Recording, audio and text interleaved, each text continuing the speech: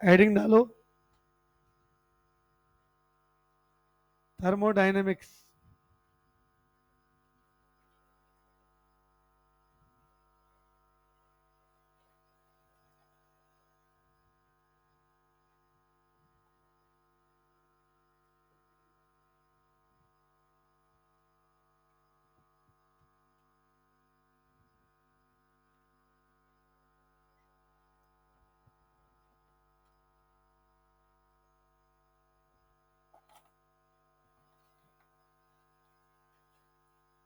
चलो, थर्मोडायनेमिक्स दो वर्ड से मिलके बना है।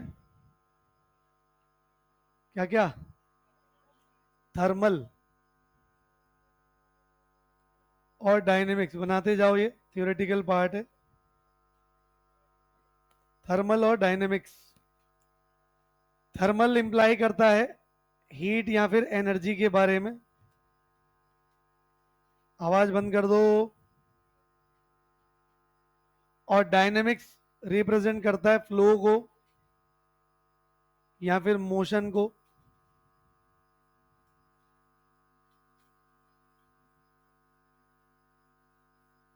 तो थर्मोडायनेमिक्स कंबाइंडली बात करता है एनर्जी इन मोशन के बारे में, मतलब एनर्जी ट्रांजिशन के बारे में, एनर्जी ट्रांसफर के बारे में। बनाते जाओ यहां तक। बनाओ बनाओ, फटाफट बनाओ। नहीं नहीं, साथ में नहीं बैठना है। फर्स्ट बेंच पे आ जा या उधर शिफ्ट हो जा। तुम दोनों आतंकवादी हो, सबसे खूंखार।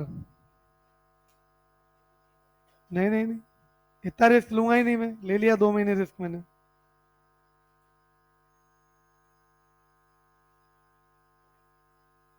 कुछ ज्यादा ही नहीं आ गया आज भी। नए चैप्टर का ट्रायल ले रहे हैं, फिर 2 दिन बाद ये भी समझ में नहीं आएगा, फिर वापस ऑफलाइन, सॉरी ऑनलाइन। आओगे इस चैप्टर में? आओगे? ये देखो, ये कितने दिनों बाद आई है। हाँ, क्यों?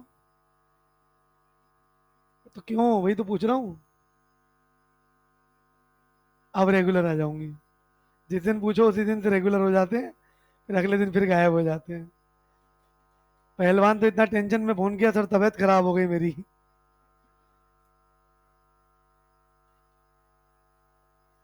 कोई बात नहीं।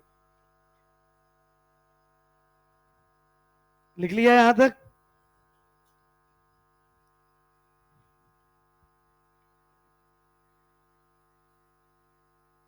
लिखो। First point, it is a branch of science,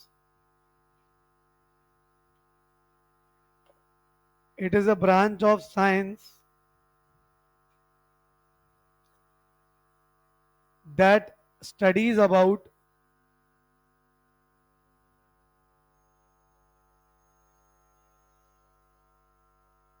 all types of energies, all types of energies and their transition and their transition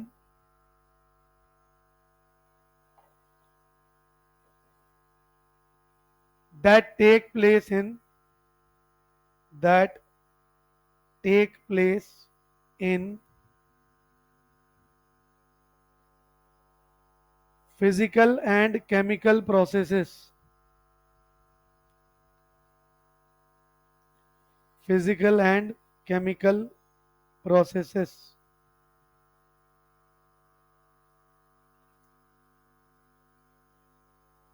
Second point,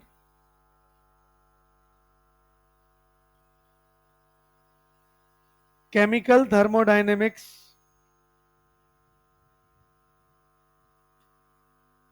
chemical thermodynamics studies only about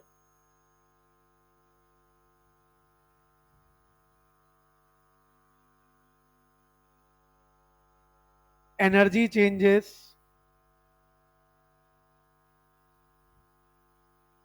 that take place,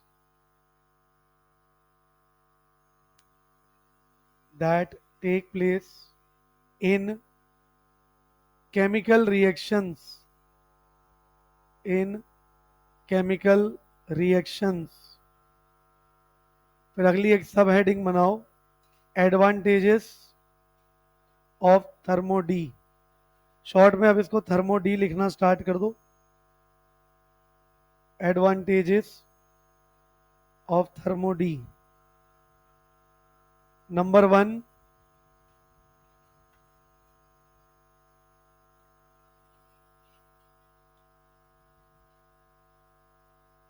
it gives us information about,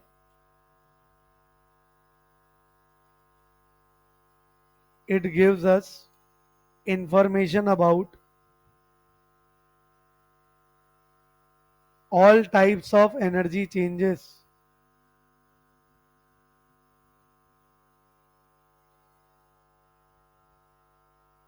all types of energy changes। Second point,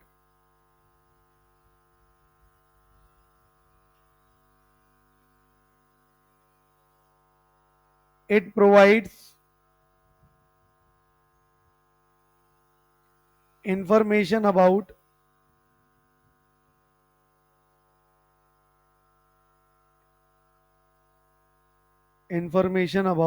thermodynamic laws,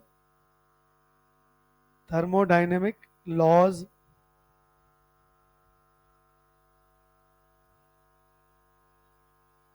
that govern, that govern the energy changes,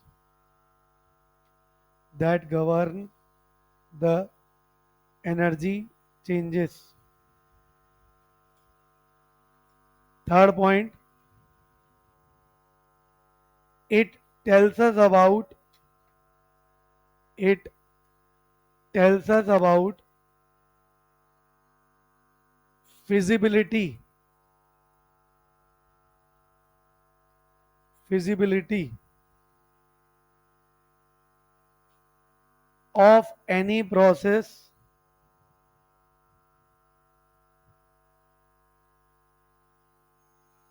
under given set of conditions, under given set of conditions।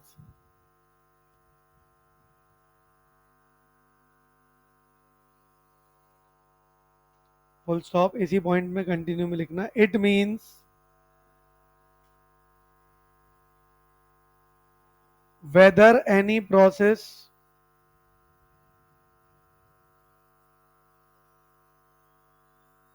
Weather, whether कौन सा वाला, मौसम वाला कि WHETHER?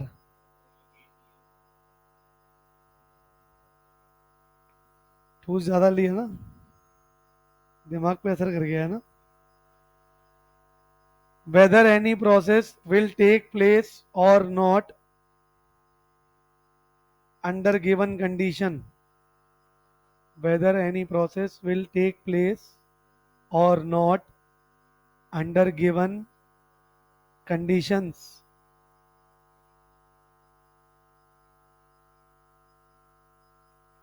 फिर लिखो disadvantages.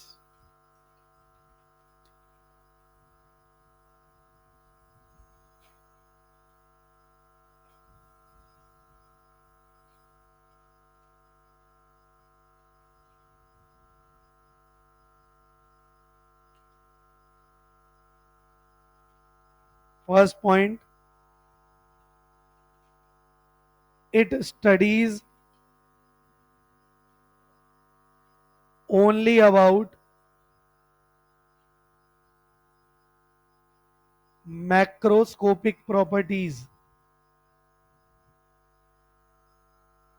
it studies only about macroscopic properties, bracket में लिख दो, for the bulk,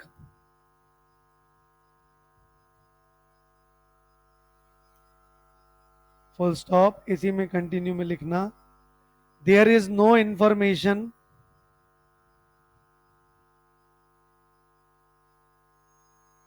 there is no information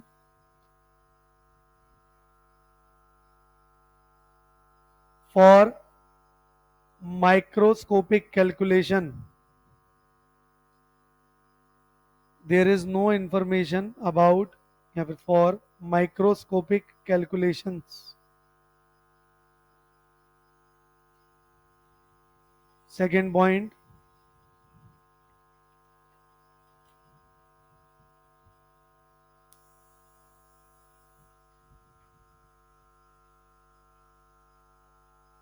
it does not give any information about it does not give any information about rate of reaction. rate of reaction फिर एक अगली सब heading बनाओ, some important definitions.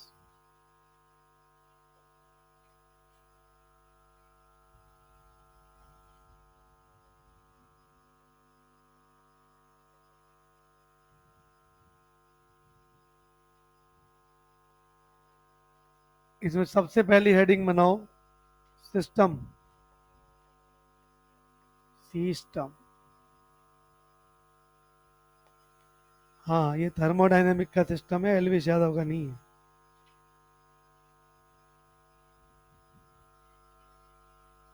लिखो इसमें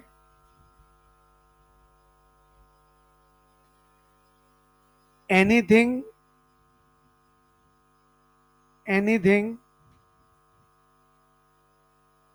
which is under study which is under study or experimental observation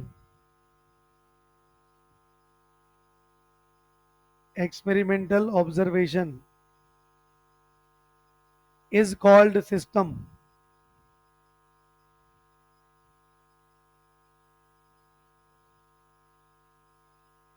फिर इसी में एक सब हेडिंग बनाओ types of system.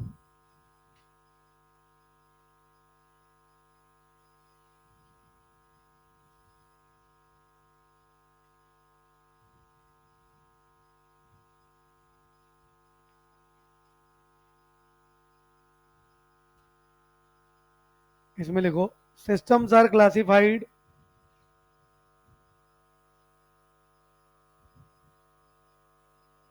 systems are classified on the basis of transfer of matter and energy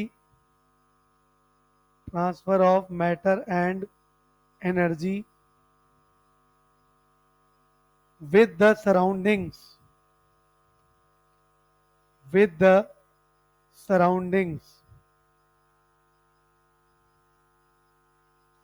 full stop. They are of three types.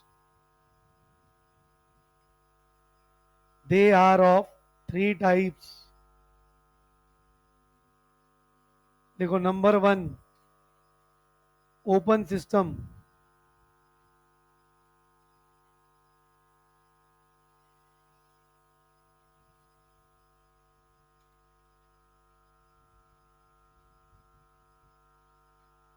इसमें लिखो first point,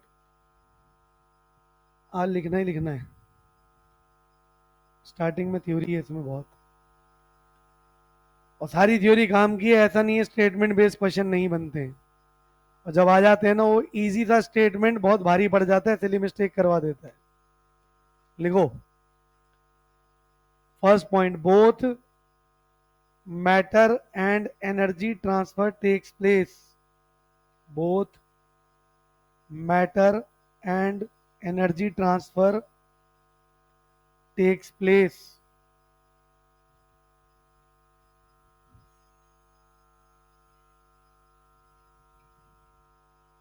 Second point,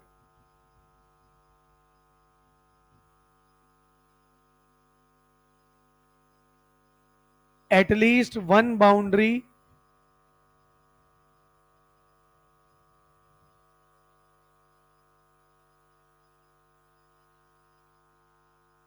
should be open,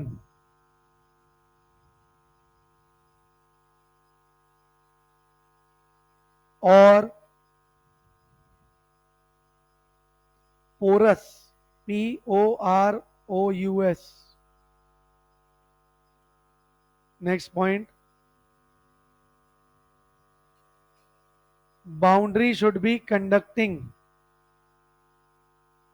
boundary should be conducting.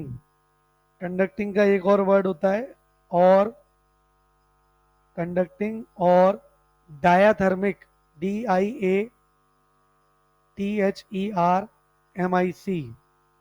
Conducting और diathermic. Example,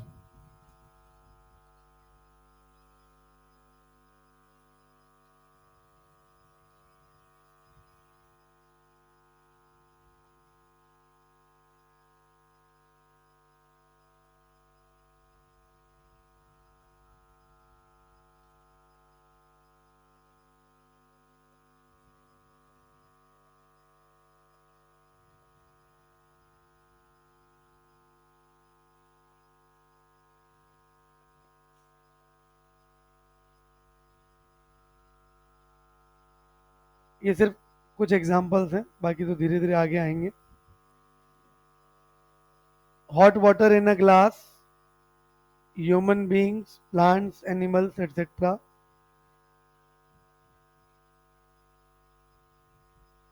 फिर second heading बनाओ, सब अभी समझाऊंगा, लिखते जाओ पहले. Closed system,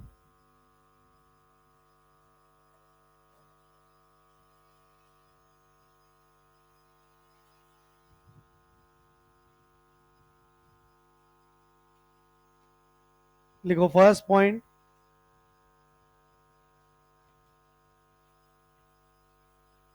energy transfer takes place, energy transfer takes place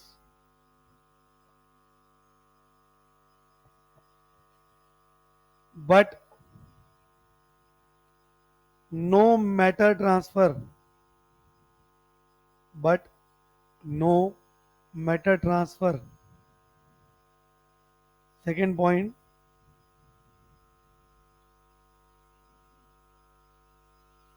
all boundaries must be closed,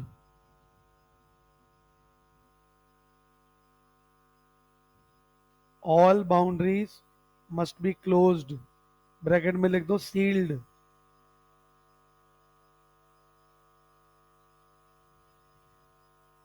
third point, boundaries should be conducting, boundaries should be conducting.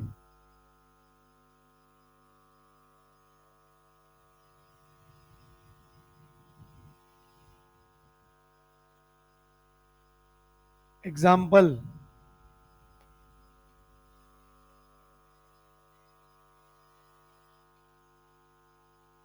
hot water in a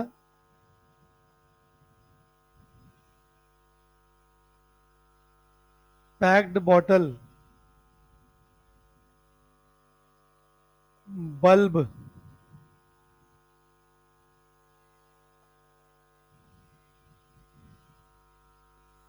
और closed refrigerator,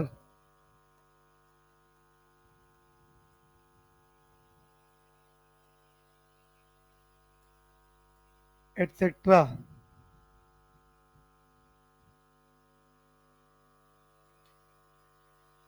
closed refrigerator, ढक्कन बंद है, उसका gate बंद है. क्यों? बाहर से कोई गर्म चीज रखोगे ठंडी नहीं होगी क्या?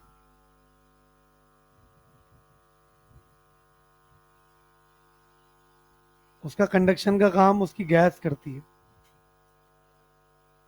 जो कूलिंग एजेंट यूज किए जाते हैं ना, वो करती है. बात की बात नहीं कर रहे. कूलिंग तो चलती रहती है ना कंटिन्यूस, उसमें एनर्जी ट्रांसफर तो चलता ही रहता है. अगर एक बार कूलिंग के बाद वो गर्म नहीं हो रहा है तो कंटिन्यूसली चालू क्यों रखना पड़ रहा है अपन को? कि बाहर से एनर्जी ट्रांसफर चल रहा है कंटिन्यूस. अगला, isolated system.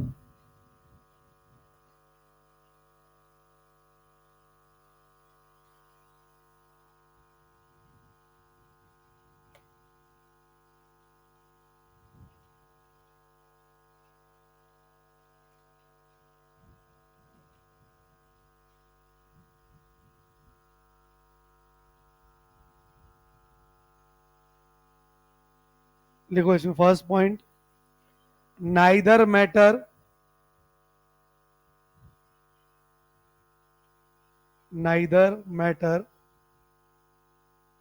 nor energy transfer takes place.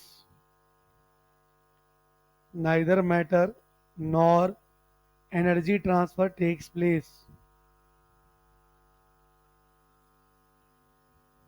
Second point, all boundaries must be closed, bracket में वही सील्ड,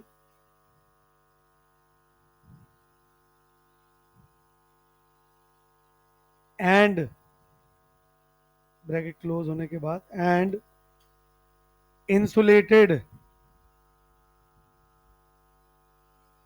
इंसुलेटेड ब्रैकेट में लिखो नॉन कंडक्टिंग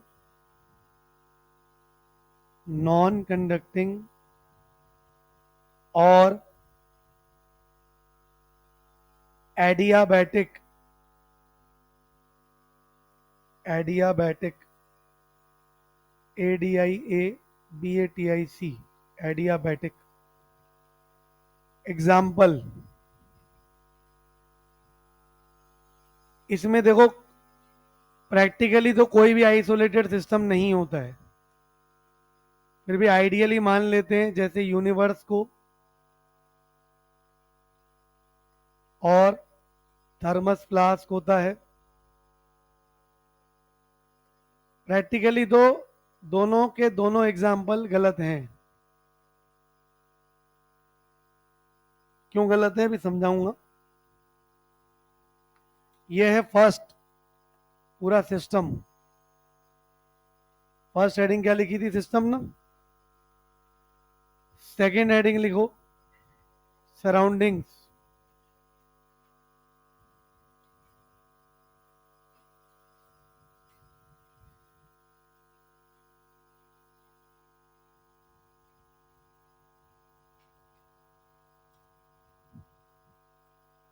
लिखो इसमें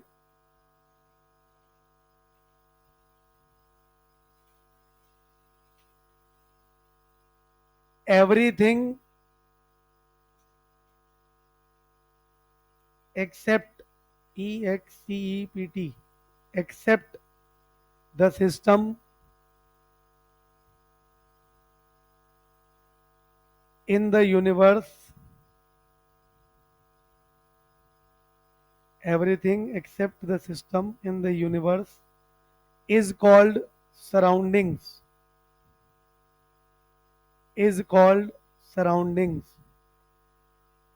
तो सराउंडिंग्स क्या है। सराउंडिंग्स होता है यूनिवर्स में से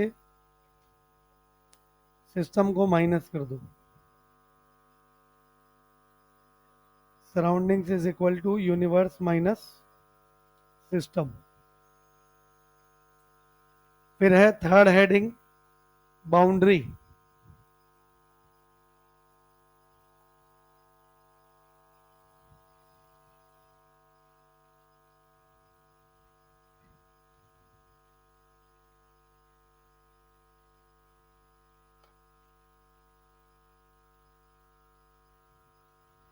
इसमें लिखो first point,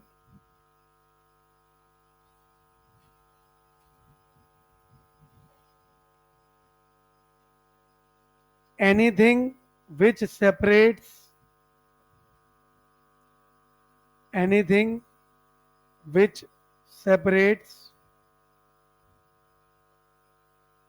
system from its surroundings, anything which separates system from its surroundings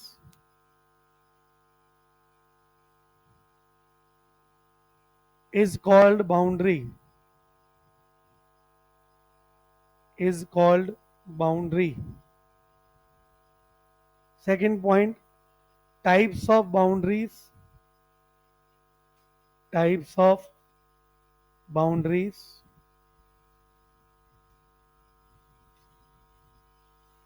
इसमें तीन है, तो ए बी सी करके लिख लो। पहला रिजिड और नॉन रिजिड। नॉन रिजिड का मतलब होता है फ्लेक्सिबल।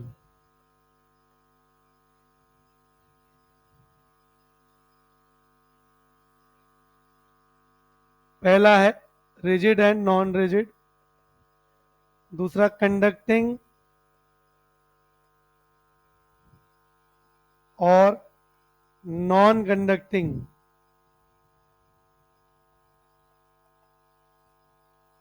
कंडक्टिंग का दूसरा नाम होता है डायाथर्मिक।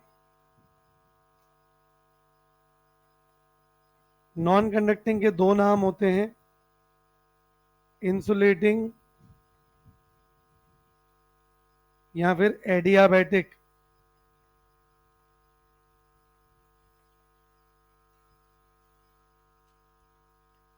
और थर्ड कैटेगरी होती है रियल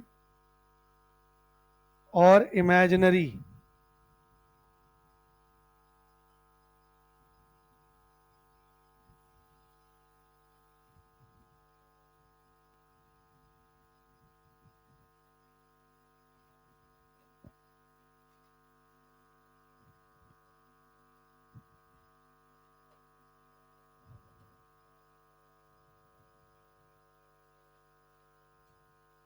लिख लिया? फिर अगली हेडिंग बनाओ, फोर्थ हेडिंग।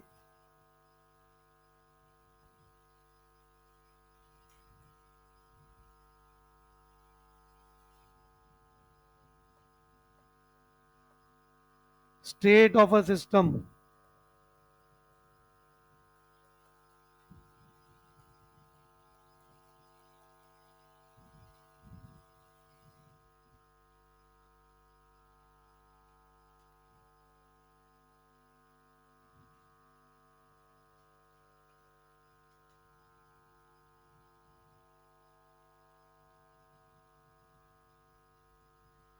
इसमें लिखो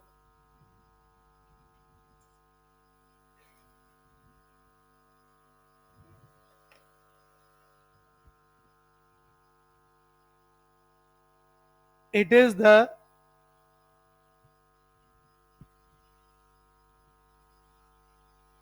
it is the condition at which it is the condition at which any system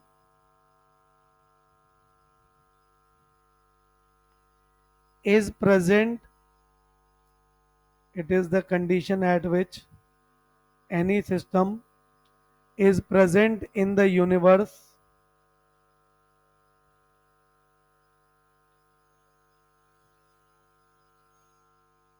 Full stop. This condition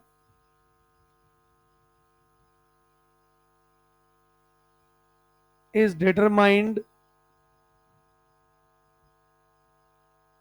This condition is determined by some parameters,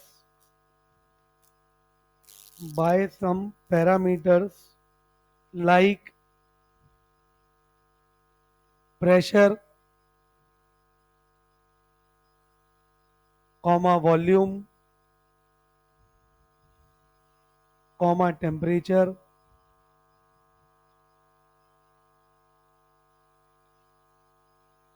comma moles, etc.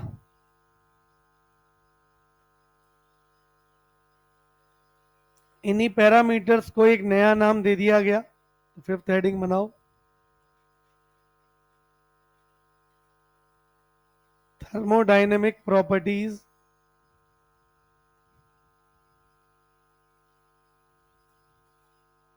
और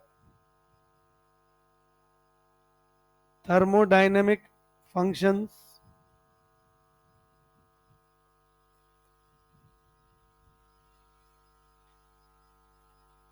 or state variables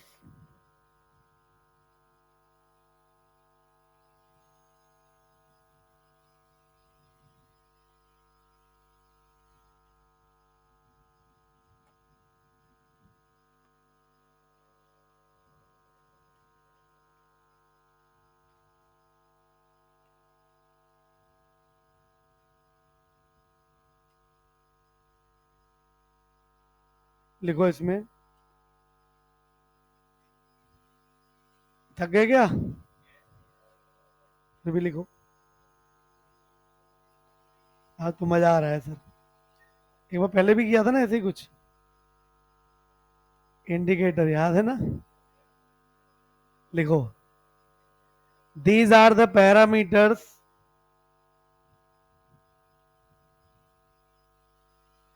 these are the parameters which define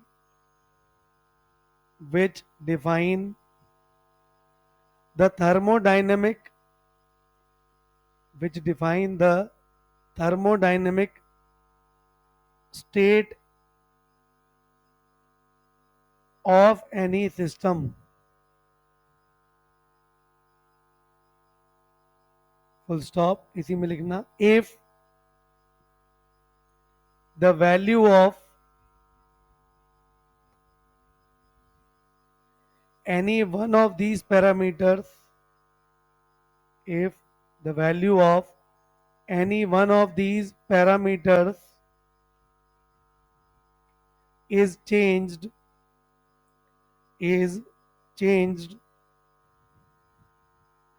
then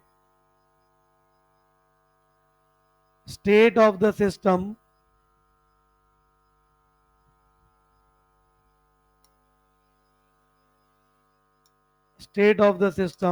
is said SAID है ना, sad मत बना देना दुखी। State of the system is said to be changed।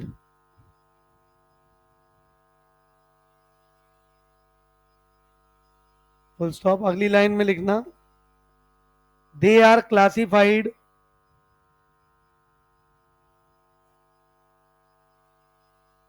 into two categories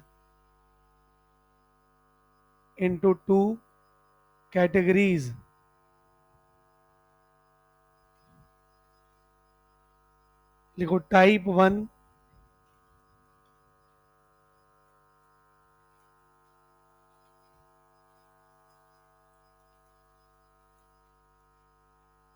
dependency on path.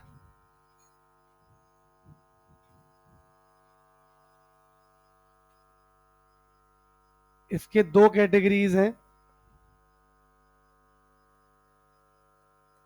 State functions and path functions.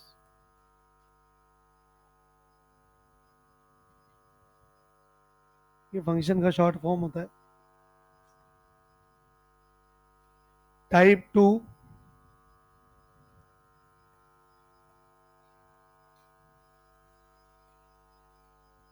Dependency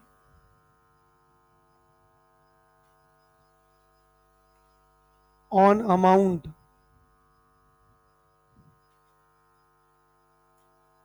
अगर amount पे dependency है तो दो कैटेगरीज होती हैं, एक्सटेंसिव और इंटेंसिव।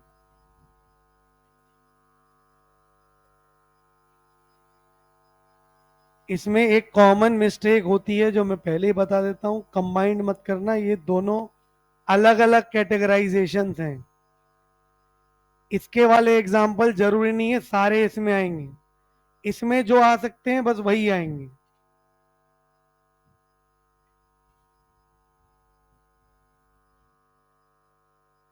इनकी डेफिनेशन और एग्जाम्पल्स बाद में देखेंगे। उसके पहले एक आखिरी डेफिनेशन है,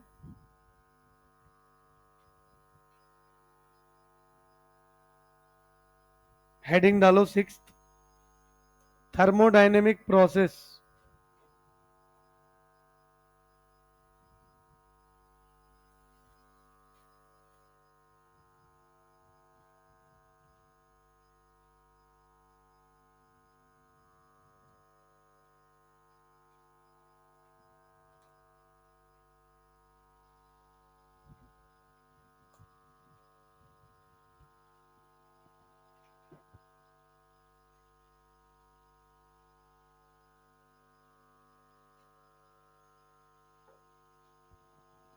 इसमें लिखो,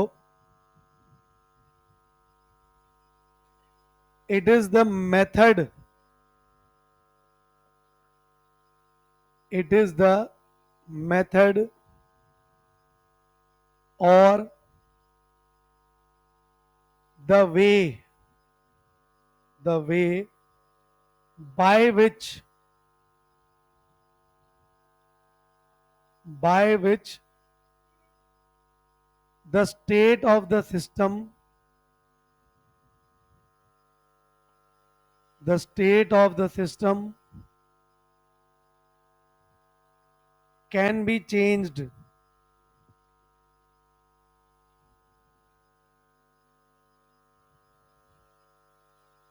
full stop. They are of 5 categories या फिर 5 types, they are of 5 types।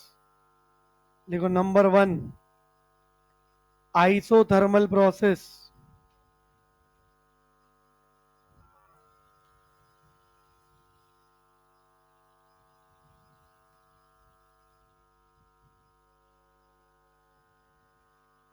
लिखते जाओ इसमें पहला point, temperature of system remains constant, that is does not change।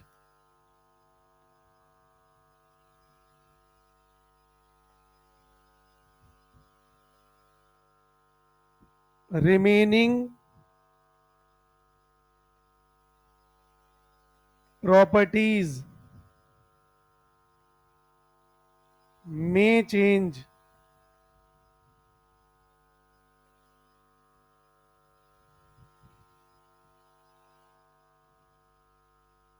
तीसरा पॉइंट, हीट ट्रांसफर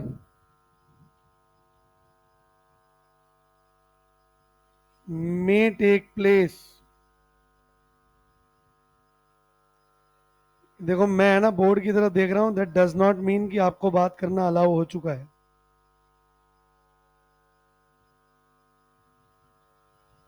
यह है पहला, आइसोथर्मल प्रोसेस। दूसरा, isochoric process.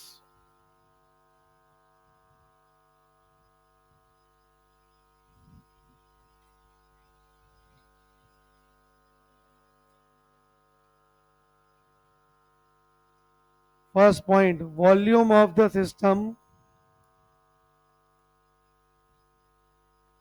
Remains constant.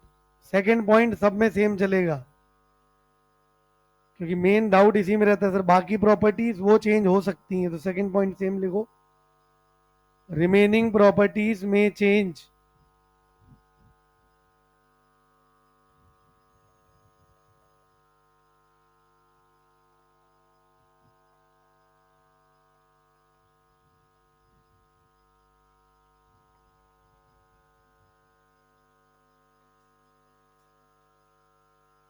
Third point जो सबसे काम का है, इसमें स्टार मार्क कर लेना, work done is always zero.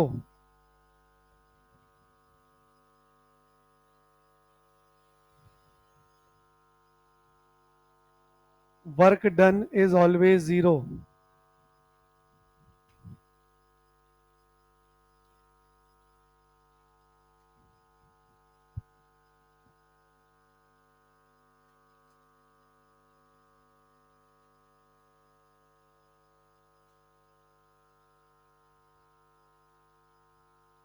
यार वो अपना पीडीएफ अभी तक नहीं आया क्या? परमानेंट गया क्या? क्यों? तुम्हारा दोस्त है ना वो, आरिफ? ये बैठे बैठे बता दे। बात नहीं हो रही है तो मुझे ही पूछना पड़ेगा फिर, है? तो वो तो ग्रुप पे होगा ना कोई तो। चलो, तीसरा लिखो। देवेंद्र, नंबर है तो तू ही पूछ के बता देना आज मेरे को, है ना?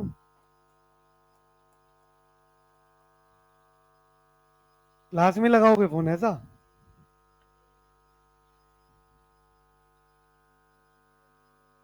फालतू गोले वाला,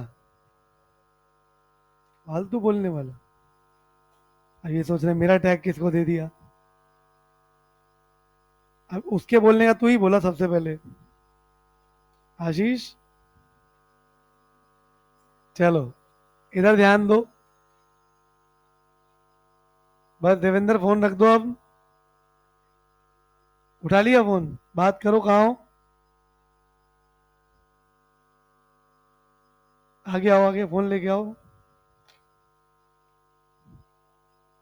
स्पीकर चालू करो।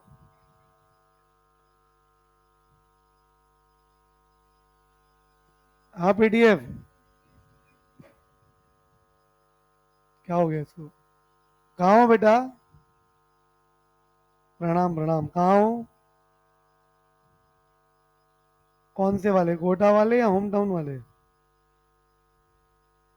वहां कैसे चले गए?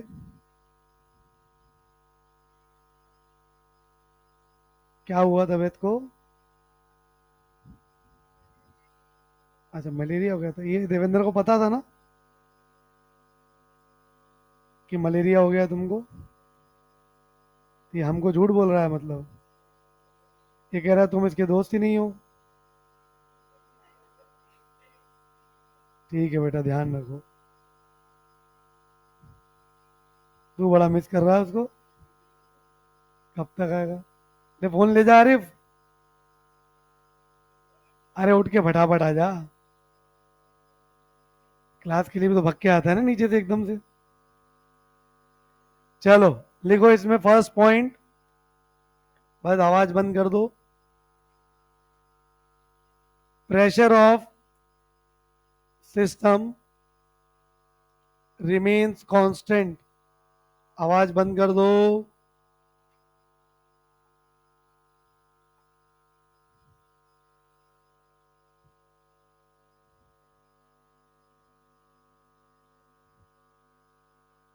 Pressure of system remains constant.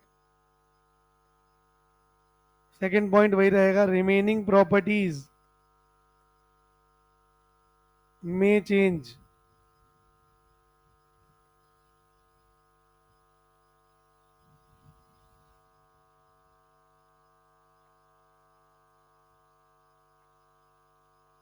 Fourth heading बनाओ, एडियाबैटिक प्रोसेस।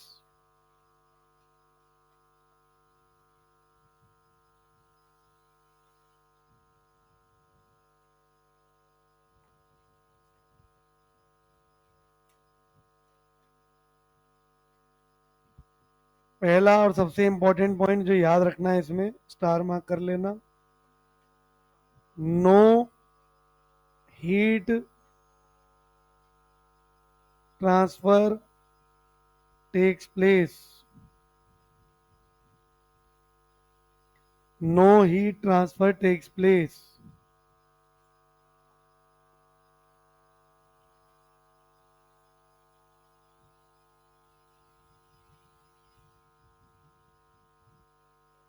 सब में एक काम और कर दो।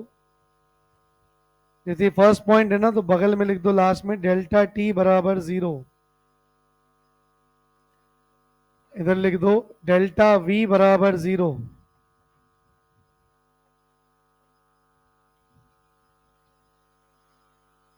ऐसे ही इसमें लिखो डेल्टा पी बराबर 0।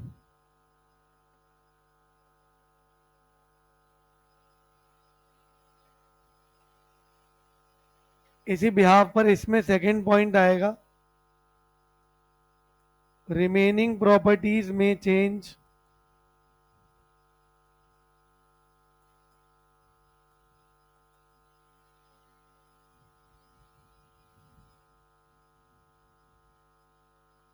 ये डेल्टा क्यों लिखवाया है? Just to let you know one thing कि हीट ट्रांसफर के लिए डेल्टा क्यू नहीं लिखेंगे, सिर्फ क्यू लिखेंगे। इसमें लिखो क्यू बराबर 0। बाकी सब में चेंज डेल्टा से रिप्रेजेंट किया जाता है, इसमें हीट ट्रांसफर खुद में जो क्यू सिंबल है वो हीट ट्रांसफर को ही बताता है।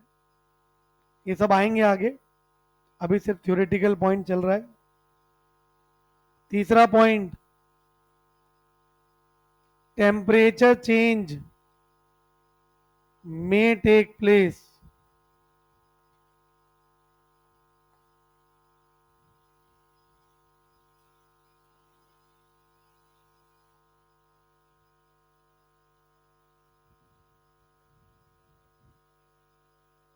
last process cyclic process।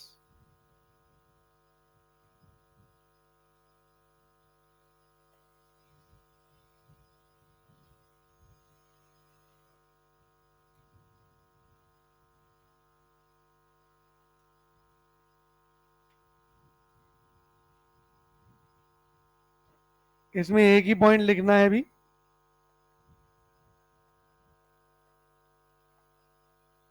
Initial state equal to final state,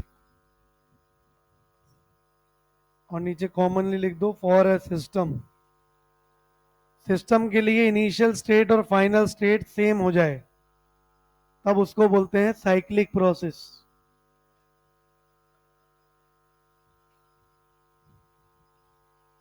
बंद कर दो कॉपी। आया मजा लिखने में? 2-3 पेज ही तो हुआ होगा। हो गया है? और लिखना है? नहीं नहीं, ब्रेक ब्रेक में लिखेंगे, थोड़ा समझ समझ के, अदरवाइज बहुत बोरिंग पड़ेगा। चलो बोर्ड पे ध्यान।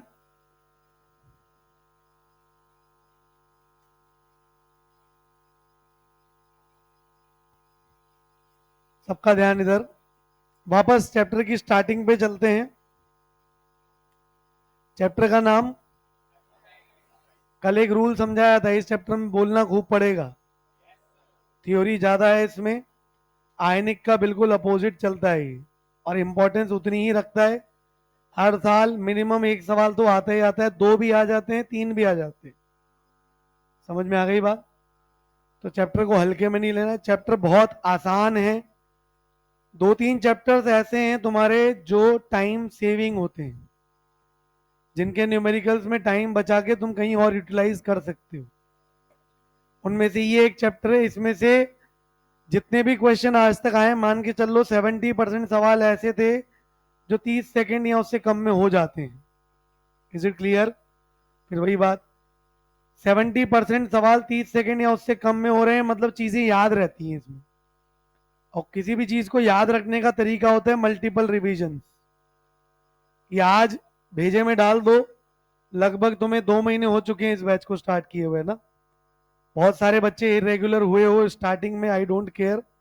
इनिशियली बहुत अच्छा फ्रीडम, मजा आता है यहाँ पे, लगता है यार ये तो अन अकेडमी है, कितना ध्यान देंगे क्या नहीं देंगे, और अब सब ध्यान दिया जाएगा, पहले ही बता देता हूँ।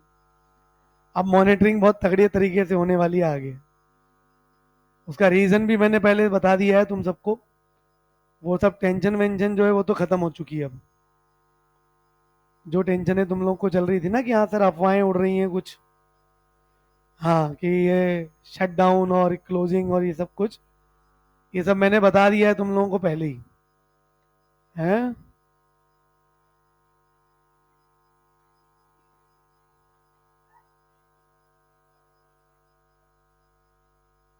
तो पूछ रहा है, बता रहा है, बता चुका हूं ना, तो मैं भी तो वही लाइन बोल रहा हूं। तो वो तुझसे ही तो पूछ रहा हूं, तो कंफर्म करना चाह रहा है क्या वापस? मुद्दा ये है कि देखो चीजें चेंज होंगी अब थोड़ी थोड़ी। चेंज इन द सेंस, सबसे पहली और सबसे इंपॉर्टेंट चीज जो डिस्कशन में चल रही है वो है मॉनिटरिंग ऑफ स्टूडेंट्स। क्योंकि बच्चे बहुत लापरवाही बरत रहे हैं, स्पेशली ड्रॉपर बच्चे, उनको लग रहा है ठीक है, चल रहा है काम। और फ्रीडम में मजा आता है, जहां चेकिंग नहीं हो रही हो तो वहां और मजा आता है। और फिर सबसे इंपॉर्टेंट चीज, कॉल वेरीफाई करने के लिए आ रहा है तो तुम्हारे पास ही आ रहा है। सबसे प्रॉब्लम बड़ी यही है, घर वालों को तो पता ही नहीं चल पा रहा है। तो पहले तो वेरीफाई किया जाएगा घर वालों का नंबर। टेंशन में आ गए सब। आ, तेरे लिए बोला कि तेरे ही करेंगे बस। तू क्लास नहीं आ रहा है क्या? फिर हाँ, मेरा नहीं, मुद्दा ये है कि सबका। देखो तुम लोग मजाक में ले रहे हो, बिलीव मी, जो तुम्हें फैकल्टी वाला ग्रुप पढ़ा रहा है ना, या फिर यहाँ पे जितने भी फैकल्टीज हैं, वन ऑफ द बेस्ट है। मान के चलो ये चीज। क्योंकि ऐसे ही कोई कोचिंग दूसरी कोचिंग से टीचर को हायर नहीं करती, स्पेशली एक्सपीरियंस फैकल्टीज में। जूनियर फैकल्टीज तो चलो ऐसे ही हायर हो जाते हैं, क्योंकि उनसे तो मजदूरी करानी होती है। जैसे स्कूल कॉलेज में जूनियर होते हैं, वो जेरोक्स कराने के काम आते हैं। मुद्दा ये है कि यार, अब से देखो 3 चैप्टर निकल गए, और ये तुम लोगों को तो कह ही रहा हूं, कुछ शक्लें तो ऐसी हैं जो रेगुलर आती आती हैं, कुछ शक्लें ऐसी हैं जो, समझ गया हो, रोटेशन चलता रहता है। आज आए, थक गए, कल आराम करेंगे। फिर आराम ऐसा हुआ कि अगले दिन भी नींद नहीं खुली। वो देखो दोनों देख रहे हैं मेरे को। वो पड़ोसी तो तुम्हारा आता है रेगुलरली ऑलमोस्ट, उसमें भी ना ऑलमोस्ट लगाया है इसलिए, रोज एक भी नहीं छोड़ा। चलो बहुत बढ़िया। इधर की जनसंख्या कम होती जा रही है, कभी उठती जा रही है। यहाँ 5 बैठते थे पहले, अब 4 रह गए। 4 ही थे। चलो, इधर आप लोग ध्यान दें में। एक तो आप तो आ ही रहे हो जहां तक है। हाँ, ये गैंग ठीक है, ये रेगुलरली आती रहती है। ये दोनों पहुंच ही जाते हैं मेरी क्लास में कैसे भी करके। वहाँ गिरते पड़ते हैं लेकिन पहुंच जाते हैं, 15 मिनट बाद ही पहुंचेंगे लेकिन पहुंच जाते हैं। पहली क्लास लगवा लूं मैं, उठ पाओगे दोनों? इनको दिक्कत आएगी सबसे ज्यादा। कहने का तात्पर्य सिर्फ यही है, क्लासेस अटेंड करो। देखो, मैंने 12th में जब आईआईटी में सिलेक्शन नहीं हुआ ना, तो एक ही चीज का नोटिस किया था कि जो जो क्लासेस मैंने की थी ना, उनके क्वेश्चंस तो मैंने बहुत लेट रिवीजन स्टार्ट किया तो भी बनने लग गए थे। लेकिन जो जो क्लासेस मैंने बीच में ब्रेक दिए ना, उनमें बहुत दिक्कत आई मेरे को। उसको फिर मुझे अगले साल बहुत टाइम देना पड़ा। अब आईआईटी में तो क्या 2 ही अटेम्प्ट होते हैं। अब तुम अगर सोच के बैठे हो पंचवर्षीय योजना है, तो बात अलग है, पहले से बुकिंग करा लेना। समझे? मेरी नाखून बनाने लग गई, शाबाश। क्लास आई है इतने महीनों बाद, कितने दिन बाद आई है? ये सरासर झूठ है। उस 2 वीक से पहले भी जब आई होगी तो एक ही दिन आई होगी, फिर 2 वीक गायब रही होगी। मुझे जहां तक, अच्छा 2 वीक तो इसलिए बोले ना, खुद ही लेट एडमिशन है तू तो। 1 महीने बाद तो तू खुद आई थी, तुम दोनों साथ में आए थे ना। इतने सिंसियरली मेरे पास पढ़ने आते थे ना इनिशियली। मिराज, कुछ कहना चाह रहे हो? भावनाएं व्यक्त करो। चलो अब आओगे सीरियसली? आवाज ही नहीं आई, पहले ही कंफर्म है नहीं आएंगे हम सर। चलो बोर्ड पे ध्यान। सबसे पहली चीज, चैप्टर का इंपॉर्टेंस है इसलिए ध्यान से। दूसरा, इस चैप्टर में लगभग 60% थ्योरी है, 60%, जिससे क्वेश्चन बनते हैं घूम फिर के। न्यूमेरिकल भी बहुत आसान है, ज्यादा फॉर्मूले नहीं है। इस चैप्टर में सबसे इंपॉर्टेंट रोल न्यूमेरिकल में जो है, वो है यूनिट्स का। किसका? तो इस चैप्टर में हम भी फोकस उस तरफ भी रखेंगे, बाकी जगह तो रखना ही रखना है। इस चैप्टर में मेजर जो गलती होती है वो यूनिट्स में होती है, और उससे बड़ी गलती जो होती है वो साइन कन्वेंशन में होती है, प्लस माइनस माइनस प्लस। आई बात समझ में? दूसरी सबसे बड़ी गलती थर्मोडायनेमिक्स फिजिक्स में भी है। बच्चे इतने परेशान रहते हैं, सर फिर हम क्या याद रखें। देखो, कुछ दिमाग नहीं चलाना, पेपर में फिजिक्स लिखा आता है, ऊपर केमिस्ट्री भी लिखा आता है, एक ही सब्जेक्ट में 2 बार चैप्टर आ रहा हो तो भी समझ में आता है। सब्जेक्ट ही अलग अलग है भाई, समझ में आई बात।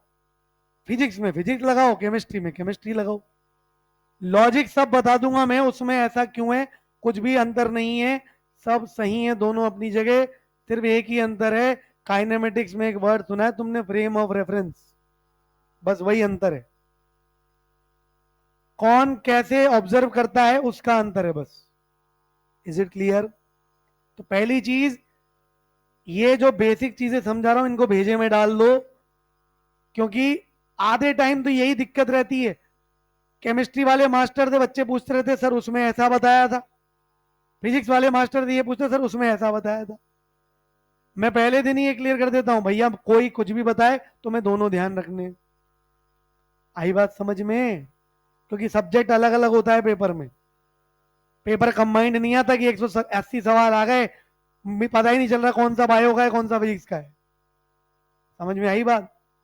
कंबाइंड करना पड़ेगा।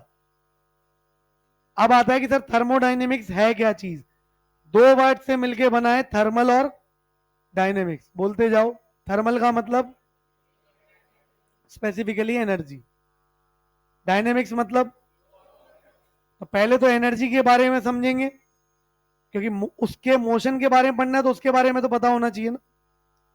फिर हम देखेंगे एनर्जी इन मोशन, मतलब एनर्जी ट्रांसफर, ये कैसे हो रहा है। अब आता है इसका कि इस चैप्टर के काम क्या है हमारे लिए।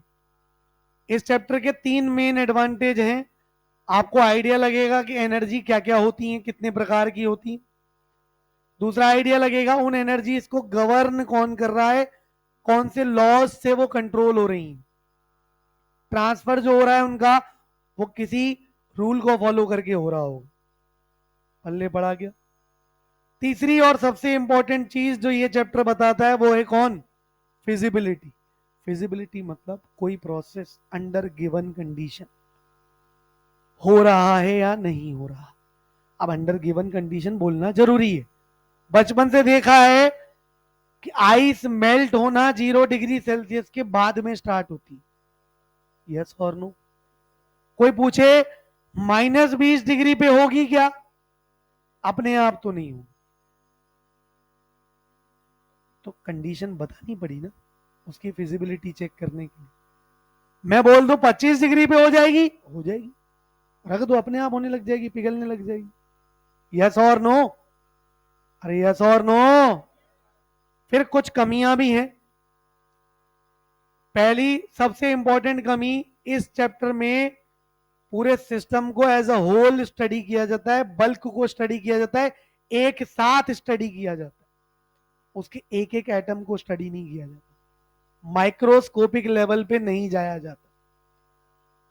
कैसी बात की जाती है, मैक्रोस्कोपिक। मैक्रोस्कोपिक मतलब फॉर द बल्क, बल्क मतलब कुछ नहीं, इकट्ठा, एक साथ देखते हैं हर चीज को। Is it clear? अब आया कि सर चैप्टर पढ़े, नहीं, चैप्टर में जाने से पहले बेसिक्स होते हैं, हर चैप्टर में देखे अपन ने। काइनेटिक्स में याद करो टाइप्स ऑफ रिएक्शंस देखे थे, फिर इक्विलिब्रियम आया तो कुछ डेफिनेशंस देखी थी, पार्शियल प्रेशर, मोल फ्रैक्शन वगैरह वगैरह, एक्टिव मास एंड ऑल। यहां पे आयनिक में आए तो तुमने लॉग वगैरह, पीएच स्केल वगैरह सीखा, फिर जाके चैप्टर पे इलेक्ट्रोलाइट सीखे। ऐसे ही इस चैप्टर में जाने से पहले कुछ डेफिनेशंस चाहिए होती हैं। डेफिनेशन एक्चुअल में क्वेश्चंस की अंडरस्टैंडिंग को बढ़ाती हैं। क्वेश्चन समझ में नहीं आ रहा, सवाल सॉल्व करे जा रहे हैं, सबसे इंपॉर्टेंट चीज है प्रिपरेशन में क्वेश्चन की अंडरस्टैंडिंग। बच्चे यही मात खा जाते हैं, सवाल को जल्दी जल्दी पढ़ दिया, जब सॉल्व करने की बारी आई तो दोबारा पढ़ने की नौबत आ गई। क्यों पढ़ना है दोबारा, अच्छे से पढ़ो ना, 5 सेकंड एक्स्ट्रा लगा दो। और 5 सेकंड एक्स्ट्रा लगा के एटलीस्ट ये रखो ना कि सवाल भेजे में चला गया, अब सॉल्व करना है सीधा। क्योंकि अगर तुमने 5 सेकंड बचा के दोबारा पढ़ना पड़ा तो एक्चुअल में 5 सेकंड एक्स्ट्रा चले गए तुम्हारे। तो समझ में आई बात? प्रिपरेशन जर्नी में ध्यान रखना, एज एन एस्पिरेंट पहली चीज जो तुम्हें ध्यान रखनी है वो है क्वेश्चन की लैंग्वेज को अंडरस्टैंडिंग में लाना। सवाल डिकोड हो गया ना, फिर तो कैलकुलेशन करनी है बस। टॉपर में, एवरेज स्टूडेंट में और जिसका सिलेक्शन नहीं हुआ उसमें इन्हीं चीजों का अंतर है। टॉपर पहले सवाल पे फोकस कर रहा है, जिसका सिलेक्शन नहीं हुआ वो जल्दीबाजी में है, टाइम बचाने के चक्कर में भाग रहा है।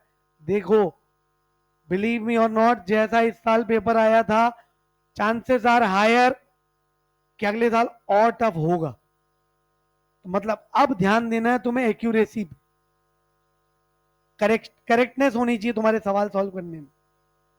भले कोई सवाल जो 40 सेकंड में हो रहा था तुम 45 लगाओ, 50 लगाओ, लेकिन सही करके उठना।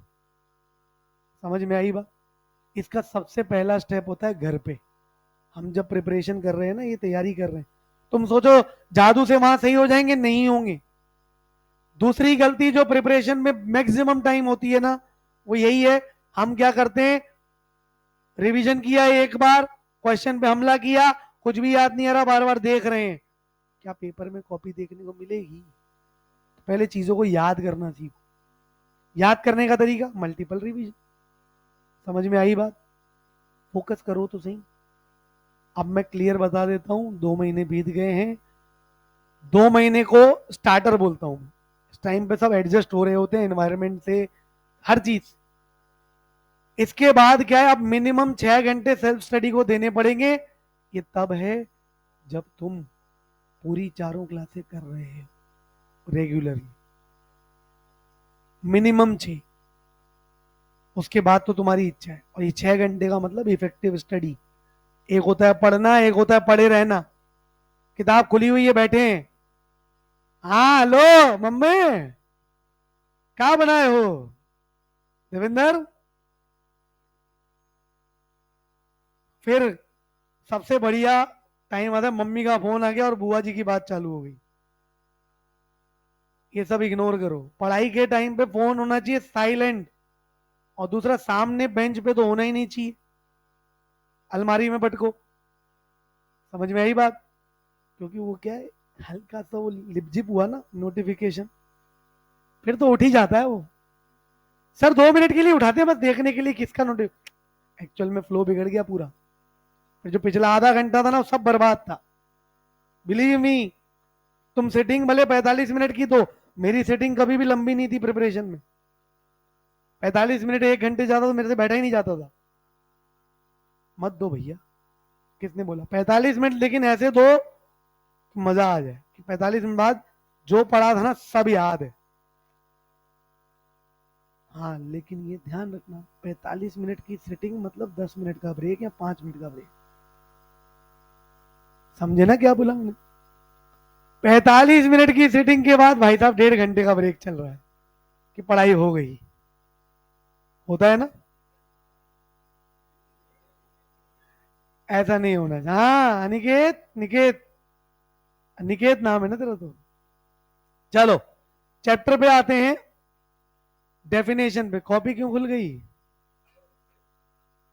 पहली डेफिनेशन कौन? सिस्टम कुछ नहीं, जिसको पढ़ रहे हैं, जिसको स्टडी कर रहे हैं, जिसको ऑब्जर्व कर रहे हैं। पल्ले पढ़ा क्या? अब इस पूरे टॉपिक को मैं एक मस्त एग्जांपल के थ्रू समझाऊंगा, तब सारी पिक्चर क्लियर हो जाएगी। तुम हो एक स्टूडेंट,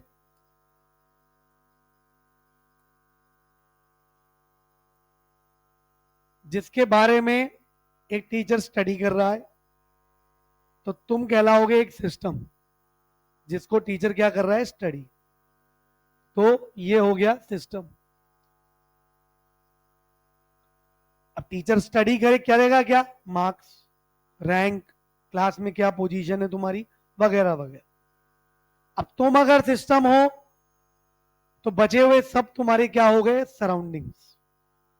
जितने भी स्टूडेंट्स हैं, बेंचेस हैं, सब मिला के यूनिवर्स में से सब हटा दो, सिर्फ तुम्हें छोड़ दो, तो तुम तो सिस्टम हो। बची हुई सारा पार्ट क्या है, सराउंडिंग। तो पहला important point, surroundings are comparatively very very large in comparison to system. पल्ले पड़ा क्या। अब आया दूसरा, हमारा जो बॉडी टाइप है ये हमें सराउंडिंग से सेपरेट कर रहा है, तो ये क्या हो गया हमारा बाउंड्री। पल्ले पड़ा क्या। हम किस टाइप के सिस्टम है, तो हम ओपन सिस्टम है, क्योंकि हम हीट ट्रांसफर भी कर रहे हैं और मैटर ट्रांसफर भी कर रहे हैं। कैसे, सांस ले रहे हो, ऑक्सीजन अंदर गई, it is a matter. CO2 बाहर आई, गैस ट्रांसफर हो रहा है।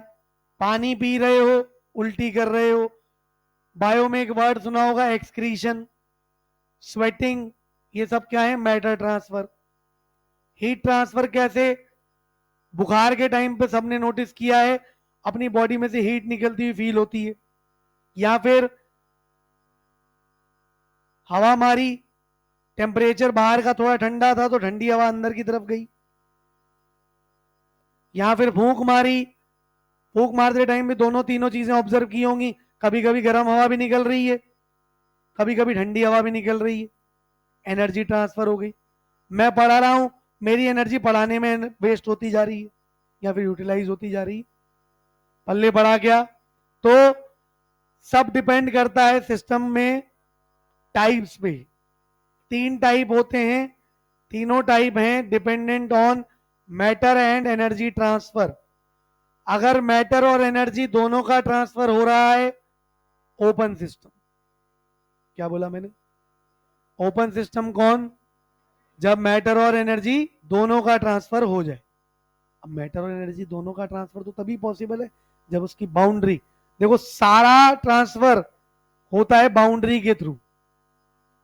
कोई पूछे ट्रांसफर हो कहां से रहा है, बाउंड्री से। Boundary is the medium by which transfer takes place. ये स्टेटमेंट बेस्ड क्वेश्चन है, बहुत उलझा देता है। अभी तो इजी लगता है, जब पेपर का प्रेशर होता है ना सामने तो बहुत भारी स्टेटमेंट है। बाउंड्री वो मीडियम है through which transfer takes place. पल्ले पड़ा क्या। ओपन सिस्टम कौन, जिसमें मैटर और एनर्जी दोनों ट्रांसफर। कॉपी बंद कर दो। अब आता है मुद्दे की बात, इस दौरान बाउंड्री होनी कैसी चाहिए। तो पहली चीज, मैटर ट्रांसफर करना है तो कहीं ना कहीं से बाउंड्री खुली होनी चाहिए, या तो कोई एटलीस्ट एक बाउंड्री ओपन छोड़ दो, या फिर सारी बाउंड्री बनी हुई है तो बाउंड्री में पोर्स कर दो, पोरस, तो भी ट्रांसफर पॉसिबल है। सुना भी होगा तुमने बायो में permeable membrane, semi permeable membrane, छोटा छोटे पोर्स के चक्कर में ट्रांसफर पॉसिबल होता है। फिर सर ठीक है चलो मैटर ट्रांसफर तो हो गया, बाउंड्री और कैसी होनी चाहिए, तो बाउंड्री में एनर्जी का कंडक्शन भी होना जरूरी है, तो कंडक्टिंग बाउंड्री होनी चाहिए। अभी कौन सा सिस्टम चल रहा है, ओपन सिस्टम। पल्ले पड़ा क्या। कंडक्टिंग का एक और वर्ड है डायाथर्मिक। कौन सा, डायाथर्मिक। तो ओपन सिस्टम में एक ही चीज याद रखते हैं बच्चे कि सर मैटर और एनर्जी ट्रांसफर होना चाहिए बस, नहीं भैया बाउंड्री के लिए भी पूछ लेते हैं। बाउंड्री का प्रकार पता होना चाहिए, कैसा होना चाहिए ओपन सिस्टम में। Is it clear. फिर आया क्लोज्ड सिस्टम, ढक्कन सारे बंद कर दो। ढक्कन सारे बंद कर दिए तो मैटर का ट्रांसफर रुक जाएगा, पर ऐसा थोड़ी एनर्जी रुक जाएगी, एनर्जी का ट्रांसफर चलता रहेगा। तो मतलब जिसमें एनर्जी ट्रांसफर हो पर मैटर का ट्रांसफर नहीं हो। किसका ट्रांसफर हो, एनर्जी का। किसका नहीं हो, कौन सा सिस्टम, क्लोज्ड सिस्टम। अब बाउंड्री खुद बताओ, बाउंड्री कैसी होनी चाहिए, पोरस होनी चाहिए कि नहीं, कोई बाउंड्री खुली हुई होनी चाहिए क्या। तो इनडायरेक्टली अगर मैं बोलूं तो बाउंड्री सील होनी चाहिए पूरी पूरी, हाँ या नहीं। सील होगी तो मैटर ट्रांसफर नहीं हो पाएगा, जैसे बिस्लरी की बोतल। हाँ, सील तोड़ के ढक्कन खोल दिया तो मैटर ट्रांसफर, डस्ट अंदर आना चालू हो जाएगी, हाँ या नहीं। लेकिन उस बिस्लरी की बोतल को जब खरीदते हो ठंडी, थोड़ी देर बाद गर्म तो हो ही जाती है, तो किसका ट्रांसफर हो गया, एनर्जी। पल्ले पड़ा गया। तो boundary must be sealed but conducting, energy transfer होना चाहिए। फिर आया आइसोलेटेड सिस्टम। आइसोलेटेड सिस्टम का मतलब होता है ना तो मैटर का ट्रांसफर, ना ही एनर्जी का ट्रांसफर, ना तो किसका, मैटर का, ना ही एनर्जी का। ऐसे सिस्टम को क्या बोलते हैं, आइसोलेटेड सिस्टम। प्रैक्टिकली सोचो बाउंड्री कैसी होनी चाहिए, तो एक तो पूरी पूरी पैक होनी चाहिए, मतलब टेक्निकली बोलो तो सील्ड बाउंड्री होनी चाहिए, या फिर क्लोज्ड बाउंड्री भी बोल दे तो चलेगा। और दूसरा कंडक्टिंग या नॉन कंडक्टिंग। तहसीन सो गया, इसलिए कम लिखवा रहा था, मैं ज्यादा लिखवाऊं तो पूरे में सो जाएगा। हाँ, मुद्दे की बात, बाउंड्री कंडक्टिंग या नॉन कंडक्टिंग। नॉन कंडक्टिंग के दो नाम और, इंसुलेटिंग, बचपन से सुना इंसुलेशन मतलब नो ट्रांसफर, हाँ या नहीं। और दूसरा, अरे बोलो, एडियाबैटिक, इस चैप्टर का कॉमन टर्म क्या, एडियाबैटिक। एडियाबैटिक मतलब नॉन कंडक्टिंग या फिर इंसुलेटिंग। दुनिया में कोई भी आइडियल आइसोलेटेड सिस्टम नहीं है, फिर भी एग्जाम्पल में दो लिए गए हैं। एक तो थर्मस फ्लास्क, घर पे जो थर्मस फ्लास्क यूज करते हो, ऐसा नहीं है कि उसमें टेम्परेचर ट्रांसफर नहीं होता, 10 घंटे 12 घंटे बाद तो अंदर रखी हुई चीज में टेम्परेचर चेंज हो ही जाता है। सर यूनिवर्स, यूनिवर्स एक गलत एग्जाम्पल है, कारण, पर ये एनसीईआरटी ने दिया हुआ है इसलिए पढ़ना है। कारण सिंपल है, गलत क्यों है, ये जो सिस्टम क्लासिफाई किए गए हैं, it is on the basis of transfer of matter and energy with the surrounding.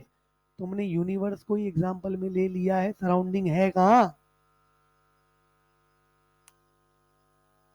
Universal मतलब पूरा ब्रह्मांड, क्या इसका कोई सराउंडिंग है, तो इमेजिन कर लिया है। ट्रांसफर तो तभी पॉसिबल है ना।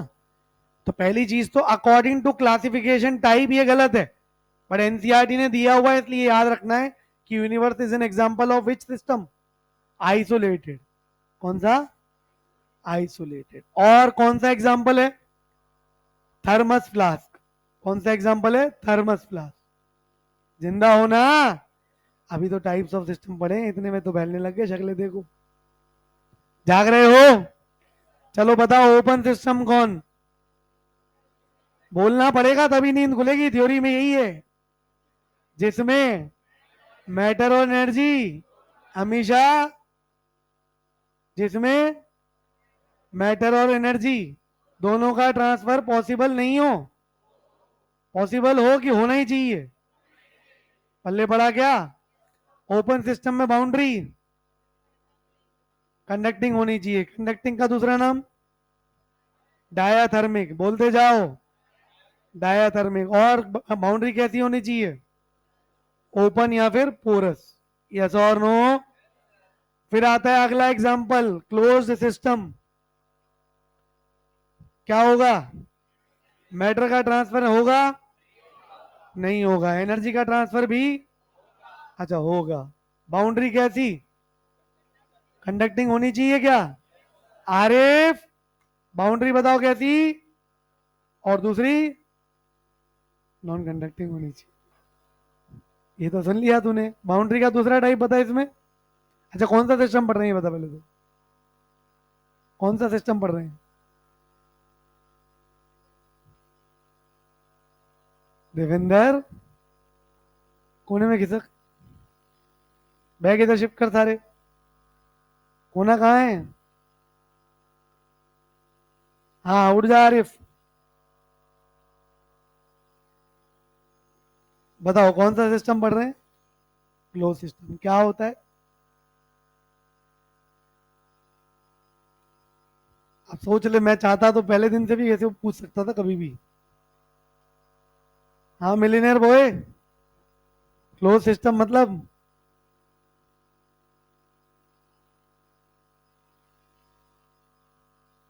टेंशन में आदित्य बैठा है वो। देखो मैं आखिरी बार कह रहा हूं, क्लास में बैठे हो, आके 1.5 घंटा दिया है, वेस्ट मत करो इसको। और थियोरेटिकल टॉपिक है, बोलना पड़ेगा, गीत नहीं गाने।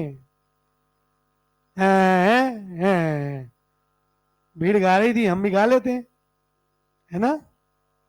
बैठ जाओ, हाँ, क्लोज्ड सिस्टम मतलब मैटर का ट्रांसफर होगा, एनर्जी का ट्रांसफर पक्का।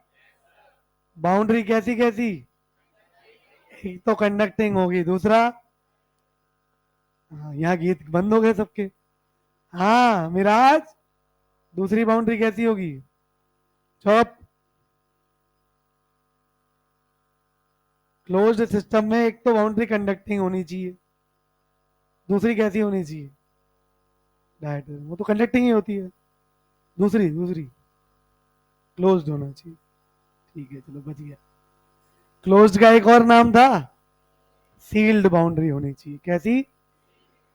पल्ले बढ़ाना। फिर आया आइसोलेटेड सिस्टम, क्या होना चाहिए? मैटर का ट्रांसफर होगा और एनर्जी का और मैटर का दोनों में से किसी का ट्रांसफर पक्का। बाउंड्रीज कैसी कैसी?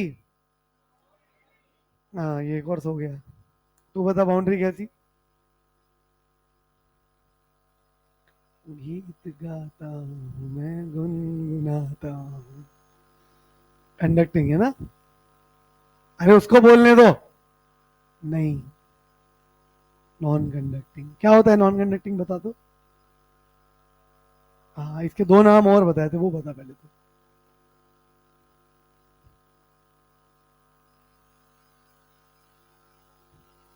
आइसोलेटिंग। मिराज, बहुत पढ़ाई हो गई ना? आईने के इक्विलिब्रियम के फॉर्मूले पूछूं? तो दूसरे की मदद तभी करो ना जब खुद की मदद हो रही हो पहले। चलो, बाउंड्री कैसी? नॉन कंडक्टिंग या फिर इंसुलेटिंग या फिर एडियाबैटिक। ये कौन सी बाउंड्री है जिसमें ट्रांसफर ऑफ एनर्जी नहीं होता?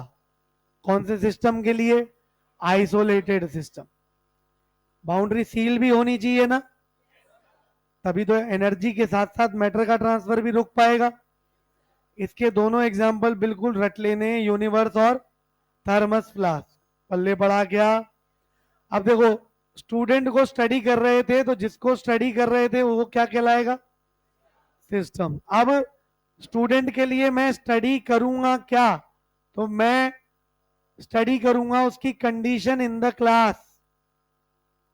क्लास में कंडीशन कैसी है? और किसी भी स्टूडेंट के लिए क्लास की कंडीशन का मतलब होता है उसकी पोजीशन। उसकी पोजीशन मतलब उसकी रैंक। पल्ले पड़ा क्या? कंडीशन इन द क्लास या फिर पोजीशन, इसको टेक्निकल वर्ड दिया जाता है स्टेट। क्या नाम दिया जाता है? स्टेट। स्टूडेंट की रैंक क्या है उसकी? State in the class. State को हिंदी में बोलते हैं अवस्था। उसकी क्लास की अवस्था किससे डिसाइड होगी? रैंक से। सिमिलरली कोई भी सिस्टम की अवस्था किससे डिसाइड होगी? स्टेट से। पल्ले पड़ा क्या? क्या रैंक जादू से डिसाइड होती है कि मार्क्स से डिसाइड होती है? तो मार्क्स जो होते हैं, these are known as thermodynamic functions या फिर थर्मोडाइनेमिक प्रॉपर्टीज या फिर स्टेट वेरिएबल्स। मार्क्स किसको रिप्रेजेंट करते हैं? Thermodynamic functions. पल्ले पड़ा क्या? सिमिलरली किसी भी स्टेट के लिए मार्क्स मतलब क्या? Thermodynamic functions. स्टेट क्या थी तुम्हारी? रैंक। सिस्टम कौन था? स्टेट होती क्या है?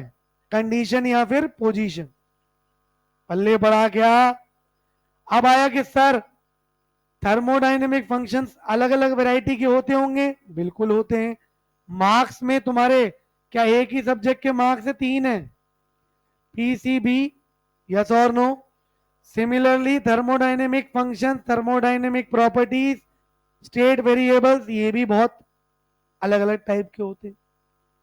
अगर मुझे रैंक बदलनी है तो मतलब मुझे, मान लो मेरे 720 में से 600 मार्क्स आए थे, मान लो, मानने में क्या जाता है। अब अगर मैं इन दोनों के मार्क्स कांस्टेंट रख के इसमें अगर 20 नंबर ज्यादा ले आता तो मेरे रैंक चेंज होता है, हाँ या नहीं?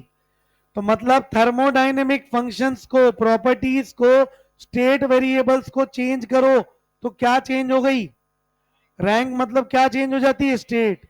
तो thermodynamic properties, thermodynamic functions, state variables, इनको चेंज करने से क्या चेंज हो जाती है? इसलिए इसका नाम है स्टेट वेरिएबल्स। इसको वेरी करोगे तो स्टेट चेंज हो जाएगी। पल्ले पड़ा क्या? तो दोबारा, सिस्टम मतलब वो जिसको हम स्टडी कर रहे हैं। पल्ले पड़ा क्या? अब स्टडी क्या करेंगे? तो हम स्टडी करेंगे उसकी कंडीशन या फिर पोजीशन। उस कंडीशन या फिर पोजीशन को क्या बोलते हैं? स्टेट। स्टेट डिफाइन किससे होती है? थर्मोडायनेमिक फंक्शंस, थर्मोडायनेमिक प्रॉपर्टीज या फिर स्टेट वेरिएबल्स। चमका क्या? अब आता है कि सर इस स्टेट को चेंज करने का एक ही तरीका है, प्रॉपर्टीज बदल दो। बिल्कुल, बट वो तरीके बहुत प्रकार के हो सकते हैं।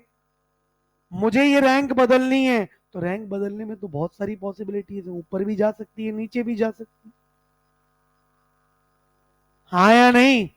ऊपर जाने का तरीका, पढ़ाई करो और मेहनत करो, गलतियां जो जो है वो करेक्ट करो। नहीं जाने का तरीका, नीचे जाने का तरीका, मस्ती करो, पढ़ाई मत करो। बहुत सारे तरीके पॉसिबल। जो तरीके हैं रैंक को चेंज करने के, उन तरीकों को बोलते हैं प्रोसेस। क्या बोलते हैं? और चैप्टर का नाम है थर्मोडायनेमिक्स, इसलिए थर्मोडायनेमिक प्रोसेस। थर्मोडायनेमिक प्रोसेस क्या है? इस रैंक को, मतलब किसको? स्टेट को चेंज करने का तरीका। तो वापस, जिसको स्टडी किया वो कौन? सिस्टम के लिए क्या स्टडी करी? उसका नाम क्या रखा? स्टेट। स्टेट किससे डिफाइन हुई? थर्मोडायनेमिक फंक्शन से। स्टेट बदलनी है तो मुझे क्या करवाना पड़ेगा? Thermodynamic process. कॉपी निकालो फटाफट, बस डेफिनेशंस पढ़ेंगे। सबसे पहले स्टेट पे आ जाओ।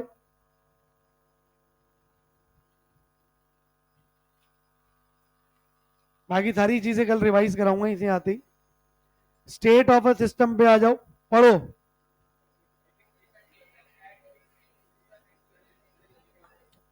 It is the condition at which any system is present in the. अब इस स्टूडेंट के लिए यूनिवर्स तो क्लास ही थी, तो क्लास में क्या चेक करी तुमने? रैंक। फिर आगे आ जाओ, थर्मोडायनेमिक फंक्शंस पढ़ो। These are the parameters which define the. हाँ, स्टेट को जो डिफाइन करें उनको क्या बोलते हैं? थर्मोडायनेमिक फंक्शंस, थर्मोडायनेमिक प्रॉपर्टीज या फिर स्टेट वेरिएबल्स। फिर थर्मोडायनेमिक प्रोसेस पे आओ। It is the method or the way by which. State मतलब रैंक को चेंज करने का तरीका। बहुत सारे तरीके पॉसिबल है, हमारे लिए 5 ही हैं।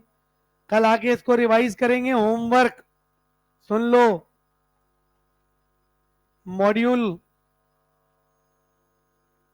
आयनिक का कंप्लीट करोगे ना सैटरडे को? ईएलपी मंडे को। ईएलपी में ज्यादा बचे नहीं है वैसे। हाँ, केमिकल काइनेटिक्स एक्सरसाइज 4 बच रही है ना? एक्सरसाइज 4 वेडनेसडे को। केमिकल इक्विलिब्रियम, या नहीं यार, वेडनेसडे की तो छुट्टी है, रुको, 2 दिन की छुट्टी है अगले हफ्ते यार। नवमी, महानवमी है एक तो, रामनवमी जिसको बोलते हैं, और दशहरा है ना। काइनेटिक्स और इक्विलिब्रियम दोनों का एक्सरसाइज 4 ऑन नेक्स्ट फ्राइडे। ये शायद 3 तारीख है, 3/10। समझ में आई बात? हाँ हाँ, 2-2 दिन छुट्टी मिल रही है, लेकिन मतलब इसका ये है कि अगले हफ्ते टेस्ट की छुट्टी नहीं आएगी, ये ध्यान रखना पहले से ही। इन दोनों में प्रिपरेशन कर लेना। चलो बाय, भाग जाओ।